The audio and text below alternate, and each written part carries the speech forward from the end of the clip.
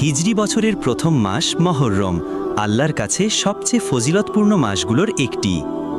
এই বরকতময় মাসে কিছু ছোট ছোট আমল করলে আল্লাহ আমাদের জন্য খুলে দিতে পারেন রহমতের অসীম দরজা।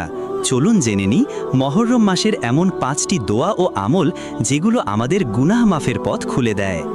1. নফল রোজা রাখা, বিশেষ করে আশুরা 10 মহররম। রাসূল সাল্লাল্লাহু আলাইহি ওয়াসাল্লাম বলেন, আশুরার রোজা আগের বছরের গুনাহ মাফ করে দেয়। 2. তওবা ও ইস্তেগফার বেশি করা। মহররম হল আরবি নতুন বছরের শুরুর মাস, আল্লাহর কাছে ফিরে আসার শ্রেষ্ঠ সময়। 3. বেশি বেশি নফল নামাজ আদায় করা। এই মাসে ইবাদতের মান উন্নয়ন করুন, রাতের তাহাজ্জুদ, সালাতুত তাসবিহ ইত্যাদি নফল নামাজ পড়ুন। 4. গোপনে ও খাঁটি মনে আল্লাহর সন্তুষ্টির জন্য দান সাদকা করা। যে মহররমে দান করে আল্লাহ তার রিজিক বাড়িয়ে দেন। 5.